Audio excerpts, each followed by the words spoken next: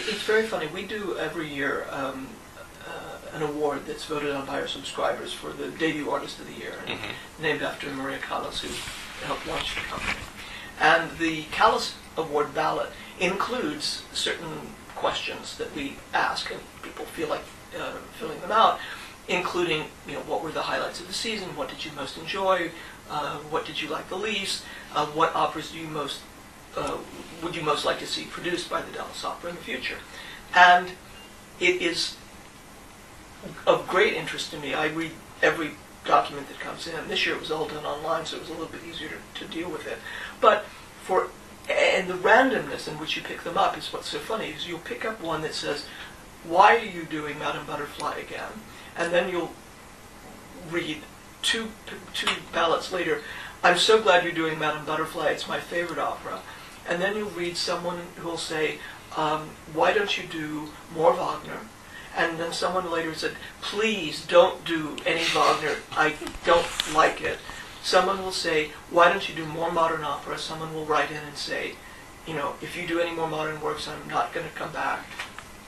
Why are you doing all of these updatings? Why can't you respect the composer's wishes and perform them the way they were meant to be, the way they were written and the way they were meant to be performed? And someone else will write in and say, thank you for these enlightened productions where you have a modern setting or a point of view that makes it relevant to me and my life today.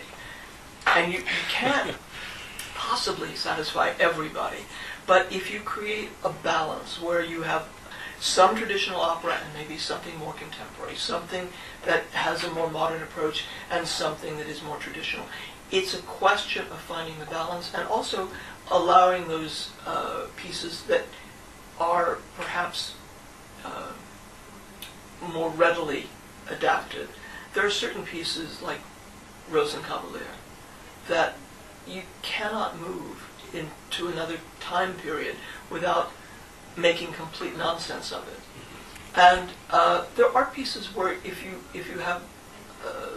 you allow your imagination to be stretched, you can make some concessions, but it's not going to be appealing to everyone.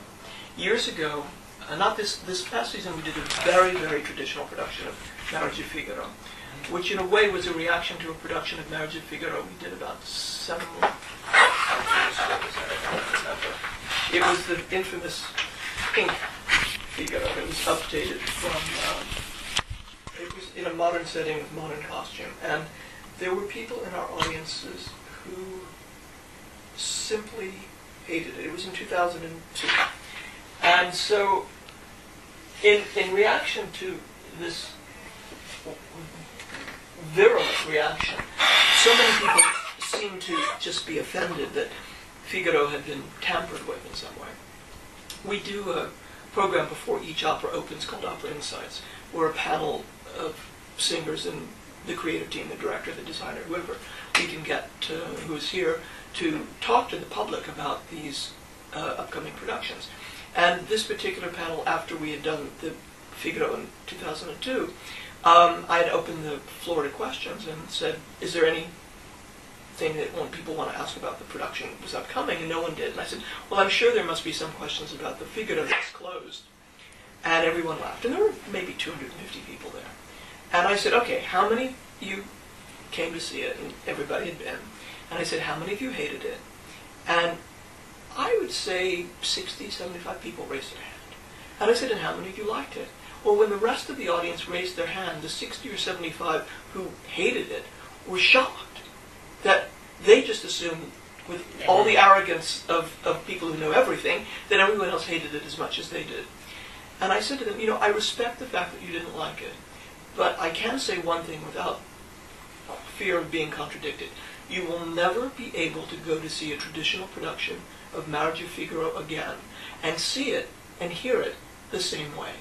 This will have altered your perspective on the piece, because for the first time, a lot of people understood that the plot wasn't just some light, fluffy, amusing anecdote about Figaro and Susanna getting married, but that there was a dark undercurrent, and that it was really about the Count trying to get Susanna into bed on her wedding night.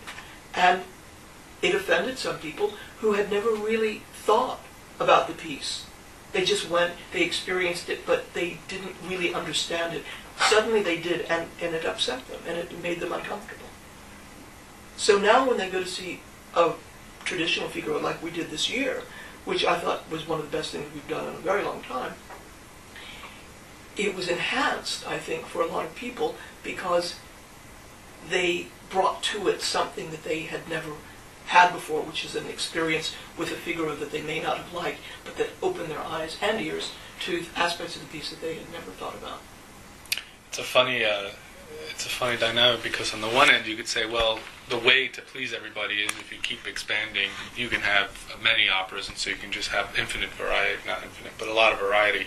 At the same time, by having a smaller season, you make it, everyone has to almost see, if they're subscribers, they go to everyone, they would get exposed to these pieces that otherwise... Right, and there's a school of thought that opera is like the swine flu, that you expose as many people to it as possible and hope that they enjoy it rather than get sick.